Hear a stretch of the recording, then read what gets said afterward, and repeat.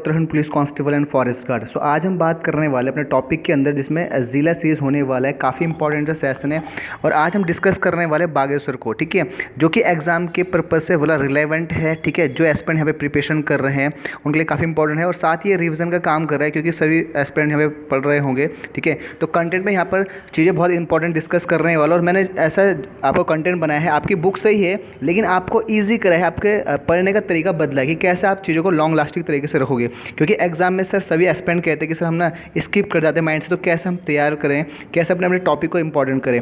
तो आज का जो टॉपिक हमारे जिला सीरीज स्टार्ट करते हैं पहले यहाँ पर, ठीक है। तो नोट करना और आपको लास्ट तक सेशन देखना है ताकि आपको बिल्कुल चीज़ें बहुत बेहतरीन से आए, ठीक है।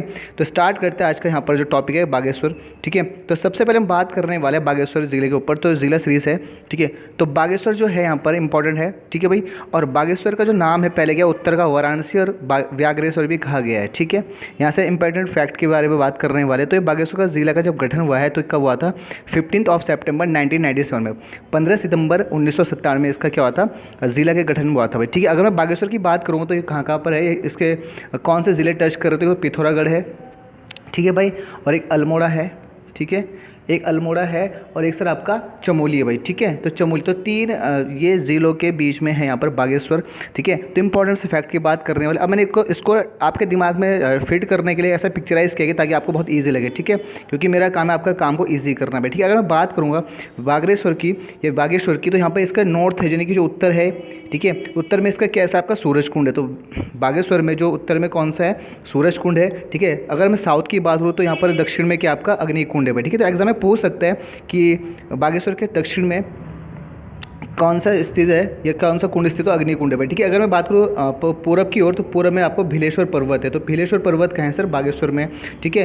फिर अगर मैं पश्चिम की ओर जाऊँगा वेस्ट की तरफ तो यहाँ पर क्या है आपका कौन सा पर्वत है? नीलेश्वर पर्वत है भाई, ठीक है। तो यहाँ पे क्वेश्चन बन सकता है, ये पर्वत आपके जिला वाइज पूछ सकता है कि नीलेश्वर पर्वत कहाँ है ना, प्रोस्पेक्टर के यानी कि कौन सी दिशा में, तो पूछ सकता है, ठीक है। सूरज कुंड कहाँ है? तो आपका, ठीक है भाई, नॉर्थ में यानी कि बागेश्वर के, ठीक है। इंपॉर्टेंट है तो नोट करेंगे भाई, ठीक है। आगे हम बढ़ेंगे, ठीक है। बागेश्वर की जो संगम सभी को पता है, मैक्सिमम बच्चों को पता है कि बागेश्वर का जो संगम है कहाँ पर है, ठीक है। तो सरयू और आपका गोमती और अदृश्य सरस्वती के ऊपर ये जहाँ पे संगम होता है वहाँ पे क्या बागेश्वर है भाई, ठीक है। तो बागेश्वर का संगम पूछा जाता है, मैक्सिमम बच्चों को पता है, ऐसे कोई नई बात नहीं है, ठीक है। सरयू गोमती और अदृश्य सरस्वती के संगम पे कौन सा है जिला है? बागेश्वर है। अब थोड़ा सा डेप्थ सीखते हैं कि अगर मैं बात करूँ सरयू नदी कहाँ से निकलती है, इसका उद्गम स्थान पूछेगा तो दक्षिणी पश्चिम में जो बागेश्वर में, ठीक है, सरमूल है, ठीक है। सरमूल यहाँ पर झुंडी है, पर्वत है यहाँ पर, इसका क्या है उद्गम स्थान है किसका? सरयू का भाई, लिखा है यहाँ पर, ठीक है। गोमती नदी की बात करेंगे तो यार बागेश्वर में स्थित क्या डेबरा श्रेणी है, डेबरा श्रेणी बागेश्वर में ही है। यहाँ से कौन सी नदी निकलती है अपन की?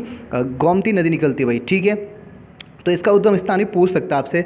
अब अदृश्य सरस्वती है तो आपको पता है, ठीक है, चमोली में है और चमोली माणा गांव के पास है भाई, ठीक है, अदृश्य सरस्वती। अब भाई इंपॉर्टेंट क्या है, ठीक है, सरयू नदी, ठीक है। सरयू नदी से एक क्वेश्चन आता है 1921 में यहाँ पर कूली बेगार प्रथा का अंत हुआ था, आपको पता होना चाहिए, ठीक है, जिसमें बद्रीदत्त पांडे जी थे, ठीक है। और इन्हें जो कूली बेगार के जो संबंधित रजिस्टर इस सरयू नदी में बहाए थे, सभी को पता है। 1921 में इस प्रथा का अंत हुआ था, ठीक है भाई। और यहीं पे कौन सा मेला लगता है सरयू में? सर ये आपका क्या लगता है? उत्तरायणी कौथिग लगता है भाई, ठीक है, उत्तरायणी कौथिग लगता है। नोट करते चलो पॉइंट को, ठीक है। अदृश्य सरस्वती में आते हो सर, ये चमोली में माणा में है, ठीक है।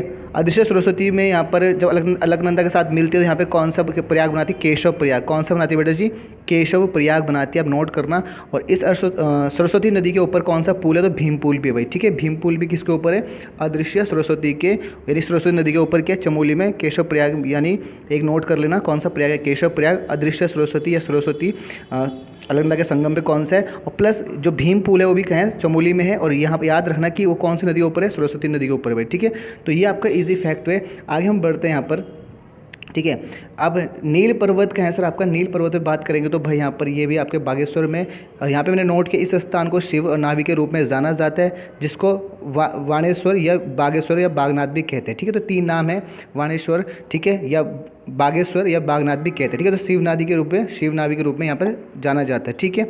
अच्छा, दूसरी बात है मानस खंड के सरयू को गंगा, ठीक है, और गोमती को यमुना माना गया। यानी मानस खंड में सरयू नदी को गंगा के रूप में माना गया है और गोमती को यमुना के रूप में माना गया। इन दोनों की नदी का संगम भी क्या है?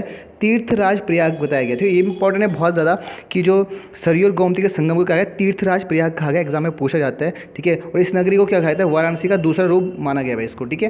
तो इस नगरी को वाराणसी का दूसरा रूप माना गया है, ठीक है, इंपॉर्टेंट है। आगे बढ़ेंगे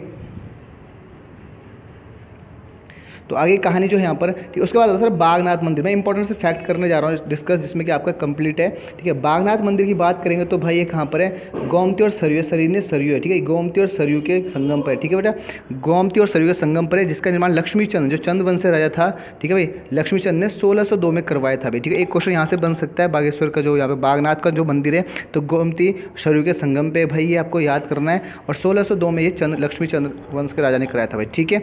आगे बढ़ेंगे यहाँ पर, दूसरा कोशानी, सबसे इंपॉर्टेंट है कोशानी भाई, ठीक है। कोशानी की जो बात करेंगे, कोशानी जो है बड़ा फेवरेट है महात्मा गांधी जी का, ठीक है। तो कोशानी का जो प्राचीन नाम था वो बलना था, पहला क्वेश्चन यहाँ से बनता है।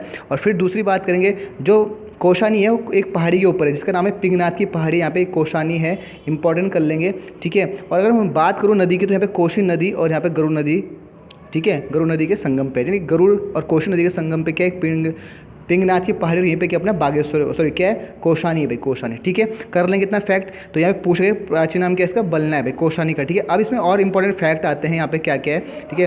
तो यहाँ पर इंपॉर्टेंट है 1929 में महात्मा गांधी यहाँ पर आए थे, 14 दिन तक रुके थे, और उन्होंने भारत का स्विट्जरलैंड कोशानी को कहा था। और ये कहाँ पे कहा था इंपॉर्टेंट, तो ये इनकी बुक है यंग इंडिया पुस्तक भाई, ठीक है। तो यहाँ पे क्वेश्चन बन सकता है कि यंग इंडिया पुस्तक में उन्होंने क्या कहा था, कोशानी को भारत का स्विट्जरलैंड कहा था। और 1929 में महात्मा गांधी यहाँ पर कह रहे थे, 14 दिन तक यहाँ पे प्रवास किया था, इंपॉर्टेंट है, ठीक है। उसके बाद दूसरा क्वेश्चन जो आता है, अनासक्ति योग जो है यहाँ पर उनकी जो गीता की भूमिका यहाँ पर उन्होंने लिखा है, ठीक है। और यहाँ पर अनासक्ति आश्रम भी है यहाँ पर, ठीक है। यहाँ पर गांधी जी यहीं पर रुके थे। और दूसरी यहाँ पर क्या है, एक लक्ष्मी आश्रम भी है, जिन पर यहाँ पे इनकी विदेशी शिष्या सरला बहन ने यहाँ पर स्थापित किया था, इंपॉर्टेंट है। तो जो गांधी जी की पहली शिष्य है वो कौन है, सरला बहन है, जिनका नाम हाइलामन कैथरीन था, ठीक है। और दूसरी कौन सी, मीरा बहन है भाई, ठीक है, नोट कर लेंगे पॉइंट को। इसके बाद हम बात करते हैं उत्तराखंड की में जो प्रसिद्ध ग्रियास टी है, ग्रियास चाय है, वो यहाँ पर बड़ा फेमस है, ठीक है। और यहाँ पे बहुत चाय के बागान है। तो उत्तराखंड में जो ग्रियास टी का उत्पादन कहाँ होता है, प्रोडक्शन कहाँ होता है, ठीक है, कोशानी बागेश्वर में होता है भाई, ठीक है, इंपॉर्टेंट है, नोट कर लेंगे भाई, ठीक है। आगे हम यहाँ पे बात करने वाले कोशानी में जो प्रसिद्ध जो महान प्रकृति कवि है सुमित्रानंद पंत जी का जन्म भी स्थल यहाँ पर है। साथ में उनका एक लघु संग्रहालय भी है, जिसका नाम है पंथ वाटिका भाई, ठीक है, पंथ वीथिका है, ठीक है भाई, विथिका है भाई, ठीक है। तो यहाँ पे इंपॉर्टेंस जो सुमित्रानंद पंत का जो यहाँ पे जन्म स्थान है वो कोशानी में, और उनका एक संग्रहालय भी है, इसका नाम है पंथ विथिका है, ठीक है भाई, कंप्लीट है, नोट कर लेंगे यहाँ पर।